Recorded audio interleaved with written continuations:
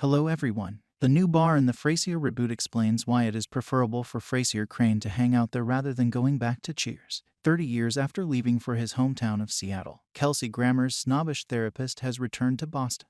After spending 15 years in Beantown, Frasier had many wonderful memories of the area, including the beginning of his private practice, which helped him amass fortune, and the birth of his son, Freddy. But a lot of his evenings were spent at Sam's Tavern sipping beer. Because of this, many anticipate that Frasier will return to the watering hole, something that hasn't occurred in the Frasier reboot so far. Frasier and Freddy now hang out in a brand new bar that was established during the Frasier reboot. The establishment is allegedly close to Harvard and has a decor that is reminiscent of both Seattle's Cafe Nervosa and Cheers. Thus far, the institution has played host to several unforgettable rebirth moments. This includes the competition in Trivial Pursuits, the fourth episode of the Frasier reboot, when Freddy defeated his father in a game show. There's still optimism that Frasier may return to Cheers, even if the Paramount Plus project has already made it a familiar background.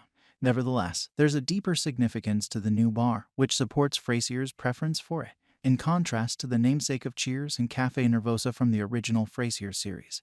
The new establishment in the Frasier reboot isn't named until episode 4, following a heated dispute between Freddy and his father in the firehouse on the significance of his work. The Harvard lecturer turned therapist makes his way back to the bar, which is presumably named Mahoney's and dates back to season 1940. In actuality, this is only one of the several homages the Paramount Plus project has to the late John Mahoney, who played Martin Crane and died away in 2018. This basically denies the new show the opportunity to revisit Frasier and his father. In addition to its name, Mahoney's establishment date honors the cherished original Frasier actor. It alludes to 1940, the year of John Mahoney's birth. He was 77 years old when he passed away, having been born on June 20, 1940. Given Martin's significance to the original Frasier series, it was only fitting that the revival looked for methods to pay tribute to him. Naming the pub after Mahoney's Martin from the Frasier series finale is also a fantastic creative way to achieve that. Although the Frasier reboot pilot handled it rather simply with a tag sequence, claimed to be the character's third and maybe last act, it is anticipated to conclude his whole narrative, including his 8 years in Cheers. He had just a supporting role in the critically praised NBC series, while being a star player. As a result, its happenings had less bearing on his next arc than his Seattle experience, which focused mostly on his reunion with his father. Martin isn't physically present in the Frasier reboot,